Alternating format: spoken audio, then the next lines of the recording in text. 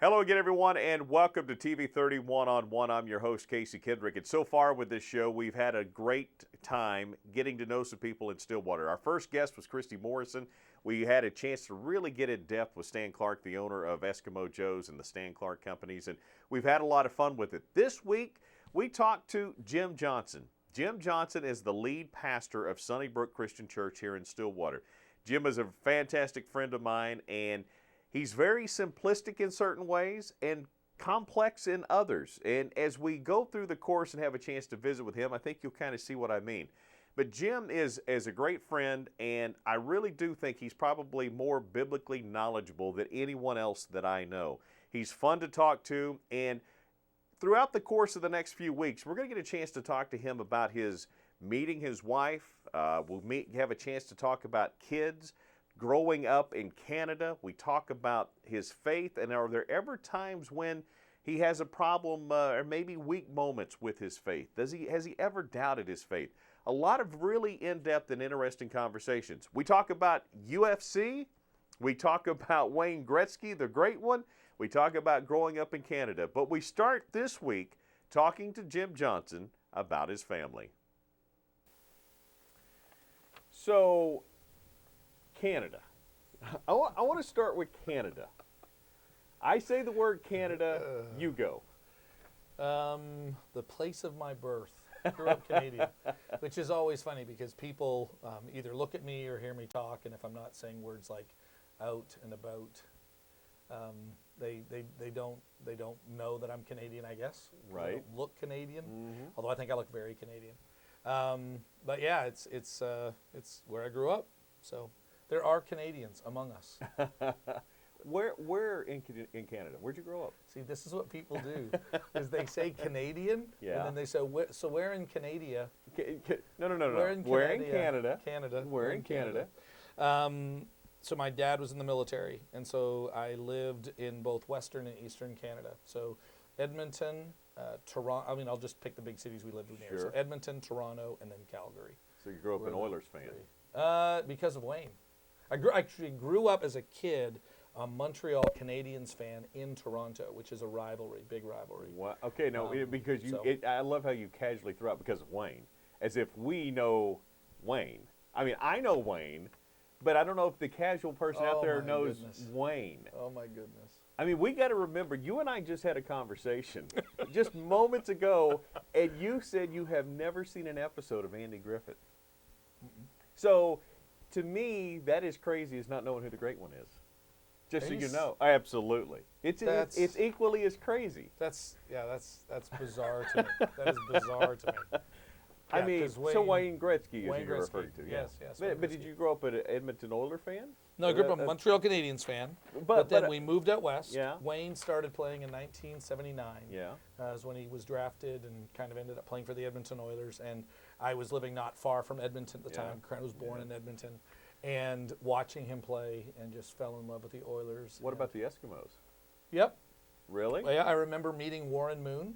Wow. Yeah, when I was, I would have been maybe junior high school, and he came to the mall where I lived and was signing autographs. Wow. And so he won a number of what they were called Grey Cups, not Super Bowls, but Grey Cups. Mom. Tell me about Mom. Mom is kind of a very quiet farm girl from Manitoba, which is like in the middle of the country. Mm-hmm. So kind of our version of North Dakota. Okay. Is kind of what I would describe it as, and kind of grew up on a farm back in the. My parents are a lot older than like a lot older than me. Sure. And so I kind of look at my mom and dad sometimes in terms of generationally as kind of like in that grandma age. So she would have grown up during the Depression and all that stuff. Great lady. What kind of mom was she? Disciplinarian? No. No. She was. I won't say she was fun. But she allowed me to be fun. She was not, by any means, she's very quiet, but she really allowed me to be me and was very, in that sense, I guess, supportive of me. And so I could literally do anything I almost wanted as long as I was a good boy. That was her phrase, as long as you're a good boy. But one of my favorite things that my mom would do is on Fridays, it was not uncommon for her to say, hey, do you want to stay home from school? and let's just go do something. And so I would skip school and just kind of hang out with my mom. And Really? oh yeah, we would go to the mall and kind of hang out. And loved my mom. Yeah, you are somewhat of a sports fan, but going to the mall, that does not surprise me that you would like to spend time at the mall. Yes. Dad, disciplinarian, quiet, very reserved. So yeah, kind of. He grew up. My dad was French Canadian, so my mom was from Manitoba. My dad was from Quebec, and kind of like if you know the Bible well. So I'll just assume you do. Solomon, with these wisdom statements all the time, everything was a wisdom statement, and everything had a reason, and everything had a purpose. And son, let me tell you why we do it this way. Let me tell you, just constantly, all the time. So it was rather interesting growing up. You know, when you talk to a pastor and you ask them, especially me knowing you as well as I do, if I were to say, why are you the way you are? Immediately you're going to go, the Holy Spirit and Jesus, right? Give me that. But when you right? No, I mean, you don't think so? You don't think your faith shaped who shaped your personality? No, my faith totally shaped who I am. So I mean, yes, there is. I don't know if that would have been my first response. I'm just saying, I don't know if that would have been my. Yeah. If you would have said, "Why are you the way you are?" Well, I would go. I mean, I would think you were asking more about. And I am. Oh, okay. But I also know that you're a contrarian, and you're No, I'm not. You kind of are a contrarian. No, I just get it. No, I'm not. That's good. God, it got over my head. I hate did. that. Yeah. So, are you who you are more because your mom or because your dad? Are you truly a mixture of the both? Of the two of them? Yeah, no, truly a mixture of them both. Yeah, I would say I'm truly a mixture of them both. My dad is very logical. Can think well in terms of like discuss and articulate and all that stuff. So I think I got a lot of that from my dad. And there was a lot of discussion. That was not my mom, but my dad would discuss and discuss and discuss. Probably a lot of I am very emotional and I can be touchy-feely. People don't think I am. No, I know. This is kind of, but I really can be. I'm the one, like between me and my wife, Andrea, I'm the one that's more nostalgic, that has a hard time letting go of things. I was making a joke about my mom in the sermon on Sunday that she can't say goodbye to people. I said, my mom just doesn't have that ability to say goodbye. She always says, okay, so bye, Mom, okay. and that's probably more me. I'm always trying to kind of be more of the nostalgic person. More on saying goodbye a little later in the show. We'll get to that coming up. Siblings. Lots of them. Yeah. So 6 of us and 6 kids in the family. And so in essence, 2 families. Just one mom and dad, but 2 families. So my sister, and my brother were all born in the mid-50s to early 60s. Wow. Then my parents went to Europe for about, in my mind right now, I want to say like 5 or 6 years. And then came back and had me and my little sister. So it's 4 kids and then 2 kids. And then this gap between me and my brother, which is I think almost 7 years. And one sister with disabilities. Yep. So I've got one, seems like all of us have disabilities, but yeah, I have one sister who, when she was 12 years old, would have been 1970, had some complications with a diabetic coma she slipped into and has been a paraplegic ever since. And interesting again, bringing the faith part of it back in. If people know my brother, they go, wow, you two are completely opposite. Kent Howe, good friend of mine. If I think about him and his brother, how different are you? How many of you align in just general secular thought process versus how many of you are just way different than one another? I think I am way different than all of my others. Really? Yeah. Close to any of them? Close to your younger sister? I kind of want them to see this, so I'm a little bit hesitant to describe some of this. I have, for whatever reason, I've developed, I would say in some senses, like a closeness to all of them. But some circumstances in our lives have probably kept me really close to my youngest sister. So just growing up, and the other ones were all gone, and all go to university and take off and get their own lives. And then me and my sister were left all alone. So in that way, I'm a little bit of a firstborn. I'm a little bit of a youngest child firstborn picture. Sure, makes sense. So me and my sister were my youngest sister were really, really close. And then me and my oldest sister just have a lot of kind of a similar mindset in terms of a number of things. So I think there are some affinities there, but I like each of my siblings. So let's talk about it from a faith standpoint. All believers, all now again. Now, if they're going to look at this, you're going to be like, okay, no. But here's No, one thing. Here's one thing I'm sure of.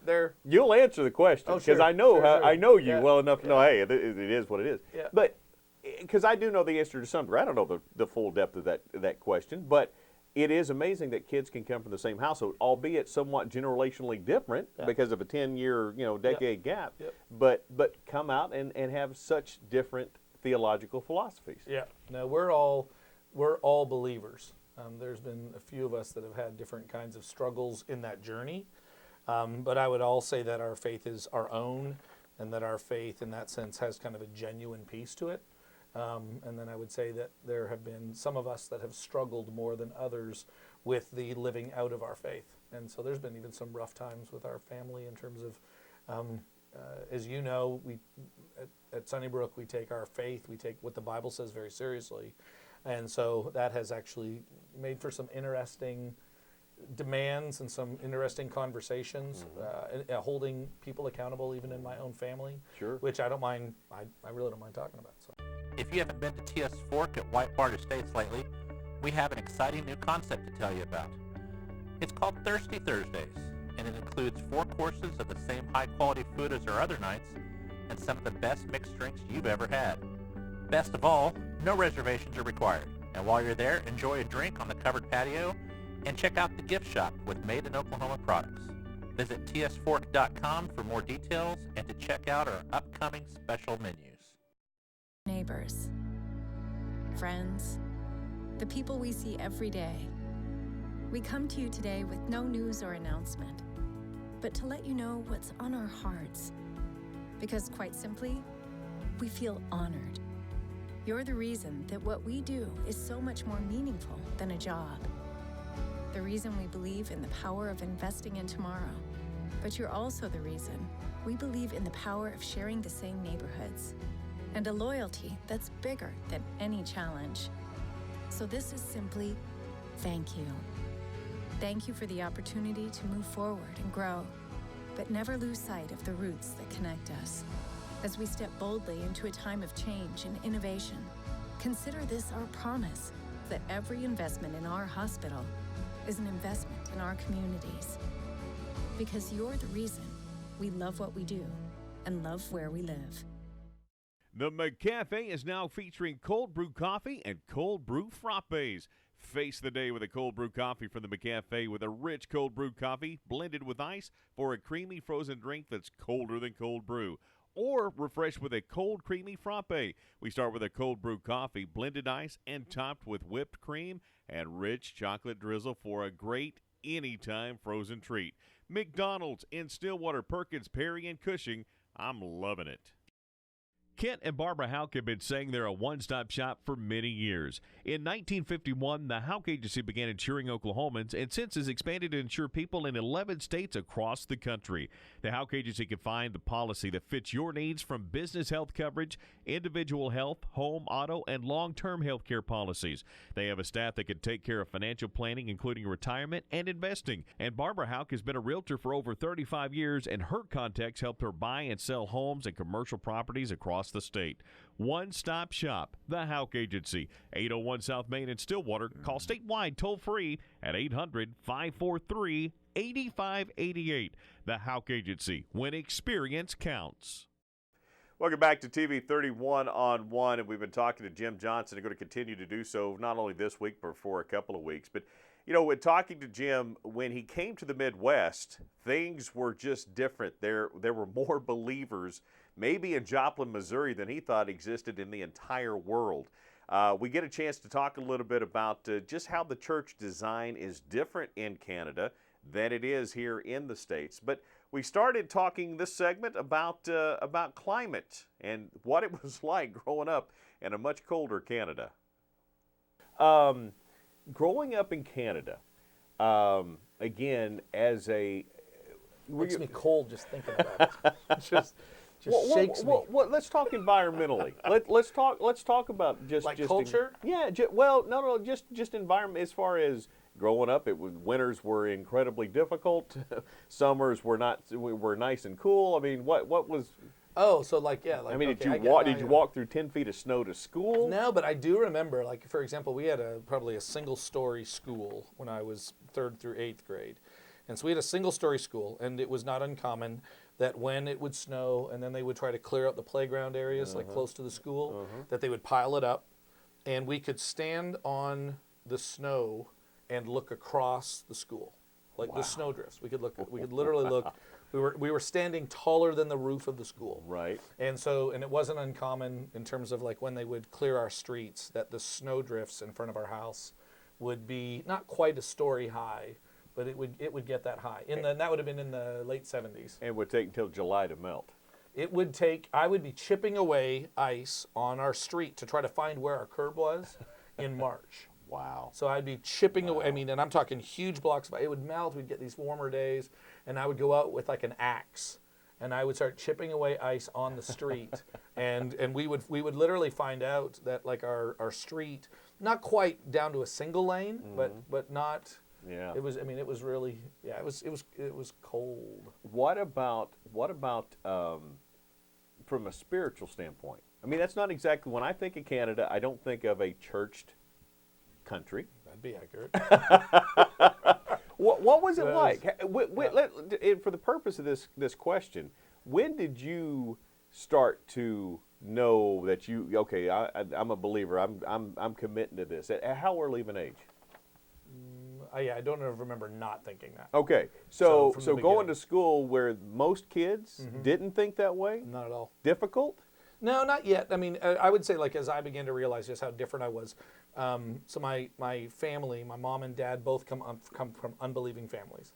Now they may have believed in God, so don't get me wrong. They may have believed that God was up there, but in terms of a devotion to Jesus and like a true Christian, especially that you would see down here, right, that would attend church regularly and all of that. Neither of my parents' families come from that. My parents came to faith in the early 60s. And so I only grew up, born in 68, I only grew up in a house that was incredibly devoted to God and to the church. And so even though my parents, most people think my dad was a pastor. Yeah. And not at all, but just really, really, really devoted. And our church was really, really, really small. And so I have no memory of ever going to church with anyone I knew of my own age. Wow. Until I went to high school, and then I went to we had to go to an hour and a half away. Wow.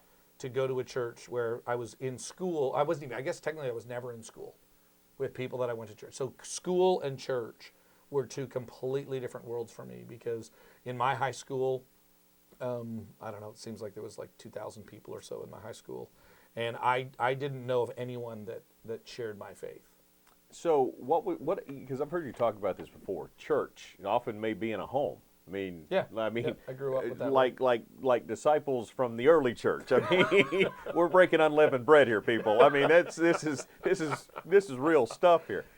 So how many how many families might be represented in church? At that time there was probably, I don't know, maybe like 6 or 7 families. Wow. And then our family was 8. Wow. Like we had 8 people. So you were there might have been 35, 40 people in our home, and I just remember the chairs kind of outlining the living room, dining room. Right.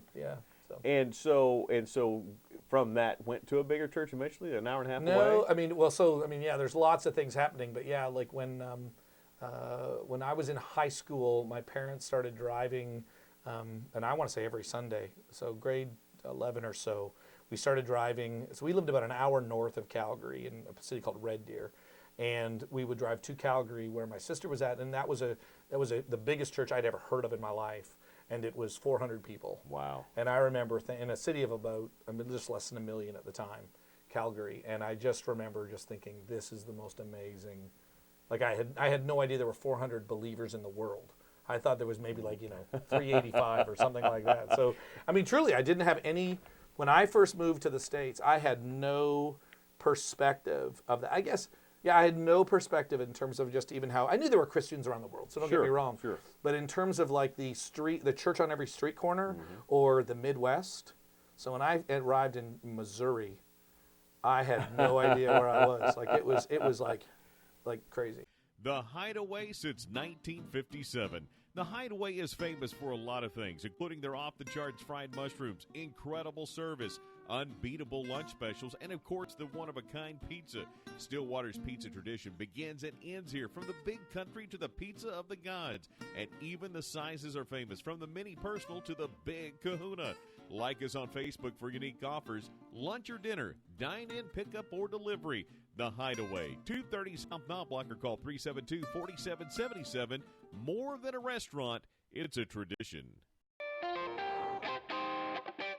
Whether you're looking for a small concert venue like the Bob Childers Gypsy Cafe or a big stage at the Tumbleweeds Calf Fry Festival, America's friendliest college town is going to be rocking this May. where the flowers are waving, And the music will get you swaying enjoy a concert in the garden. right here at the Botanic Garden at OSU. We can't wait to welcome over 5,000 Olympic athletes competing in 9 events and swinging for the gold. Support local farmers, learn about seasonal produce, and discover new fruits and veggies at the Stillwater Farmers Market located at the Prairie Arts Center. Check out the real professionals at the Aggie Cattle Dog Show at the Payne County Expo Center. How can you celebrate National Tourism Week? Pick one of the 3 round-trip flights through Stillwater Regional Airport at flystillwaterok.com. Don't miss a beat in America's friendliest college town. Check out our full listing of events at visitstillwater.org.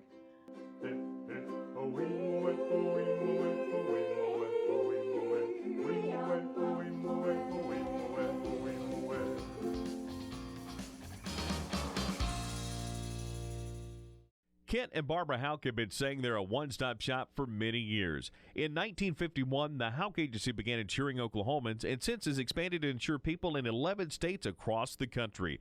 The Houck Agency can find the policy that fits your needs, from business health coverage, individual health, home, auto, and long-term health care policies. They have a staff that can take care of financial planning, including retirement and investing. And Barbara Houck has been a realtor for over 35 years, and her contacts helped her buy and sell homes and commercial properties across the state. One-stop shop, the Houck Agency, 801 South Main in Stillwater. Call statewide toll-free at 800-543-8588. The Houck Agency, when experience counts.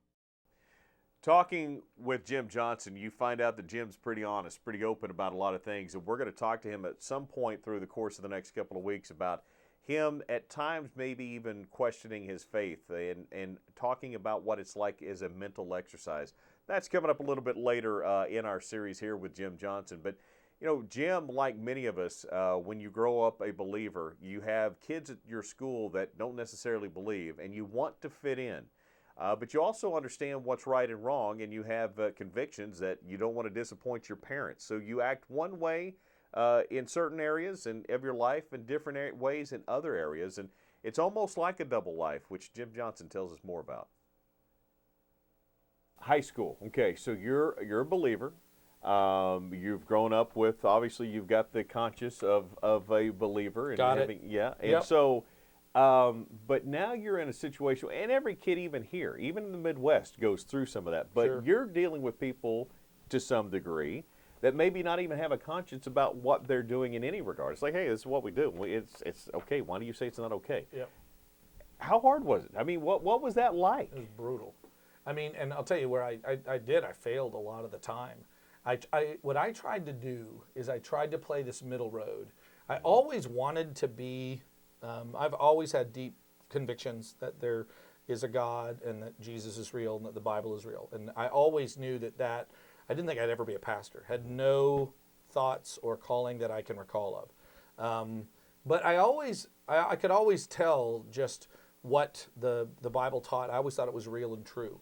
But in, say, my high school years, being popular and really pretty girls and that. And so what I tried to do was I tried to be as good as I could, but then didn't care at all about what others necessarily thought. And so I'm literally like trying to be the party guy without doing the party things, Sure. if that makes sense. Sure. So I tried to not be the goody-goody with in terms of what people thought, but I really had no desire to do the bad things, so to speak. And so I really walked this line where if you were to actually go back and say, man, what was Jim like? They would go, oh yeah, he was like just like the rest of us. And that, for that part, I still feel really kind of embarrassed about. But if they were to say, really, so he partied? Oh yeah. Like, okay, can you think of a party? I don't know if I can. So it was weird. Like I didn't want, to my shame, like still to this day, like I didn't want the stigma of being different. And I was deeply convicted by it almost on a Sunday by Sunday basis. Sure. And I knew that I couldn't wait to get out of that so that I could start fresh. And that was always my plan. Like when I go to this high school, I'm going to start, I blew it in junior high is when I started kind of playing this weird, I would say a double life, but it really wasn't like I was living the double life. I was pretending to live a double life. Sure. I don't know if that Sure. makes, I don't know if that makes sense, but that's kind of how I played it. And in part because I was really close to my parents. And if they would have looked at me and been deeply disappointed that I didn't stand up more for my faith. And yet here's the fun part is I had no problem, like if there was like a theological debate about the existence of God or about even the divinity of Jesus, I'm at it, right? Yeah. But in terms of the lifestyle stuff, I didn't stand up for, hey, by the way, like that kind of language or that kind of behavior isn't really how a Christian should act. That's where I just either stayed quiet or kind of like weirdly went along. So that's kind of a... And I mean, that makes sense. You and I have had this conversation enough that maybe it makes sense to me and not them because I've heard you describe it a few times. I had to work my way through that, but I think I've done that. A half coward. No, but truly, like I'm a half coward. Well, no, because I think honestly, and again, this is not one of your podcasts, but I think even people in the Midwest go through that. I think we all sit there and go, look, there's the guys that you want to be. You want to like you, the girls that you want to like you. So I'm going to toe the line, but I'm also not going to truly go to their area. I'm going to try to stay in mine. So I'm going to walk both sides of the street without going too far, so that mom and dad really are convinced that I'm a pretty good kid and I think I'm doing okay here, and yet I'm not ostracized by the cool kids. And my parents, I never had the, hey, why can't I go do this with my friends? Because I was actually pretty okay during a time in my life to play both ends against the middle. And my sister fought it more than I did. I remember even watching that, and I didn't like the disruption it made in our family. And so I just never fought it. Yeah. And so in the end, I was willing to kind of be the school kid enough during school time, right, and then kind of come home and love my family. And so I never, in essence, kind of pushed the rebellion envelope. Whether you're looking for a small concert venue like the Bob Childers Gypsy Cafe or a big stage at the Tumbleweeds Calf Fry Festival, America's friendliest college town is going to be rocking this May, where the flowers are waving and the music will get you swaying. Enjoy a concert in the garden right here at the Botanic Garden at OSU. We can't wait to welcome over 5,000 Olympic athletes competing in 9 events and swinging for the gold. Support local farmers, learn about seasonal produce, and discover new fruits and veggies at the Stillwater Farmers Market located at the Prairie Arts Center. Check out the real professionals at the Aggie Cattle Dog Show at the Payne County Expo Center. How can you celebrate National Tourism Week? Pick one of the 3 round-trip flights through Stillwater Regional Airport at flystillwaterok.com. Don't miss a beat in America's friendliest college town. Check out our full listing of events at visitstillwater.org.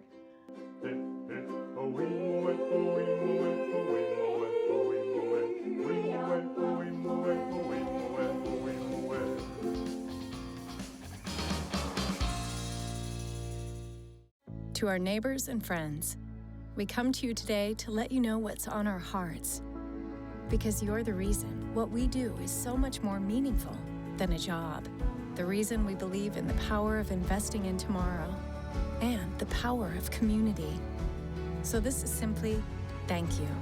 As we step boldly into a time of growth and change, consider this our promise that every investment in our hospital is an investment in our communities.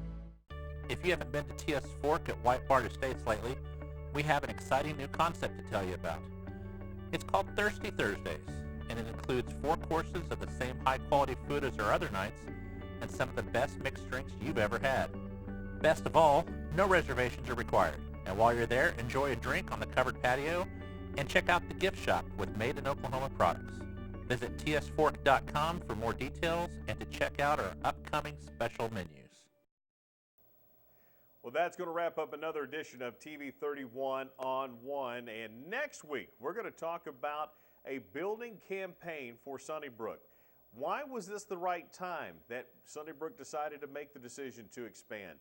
Were there any debates? What was the conversation like going into that? That and much more next time right here on TV 31 on 1.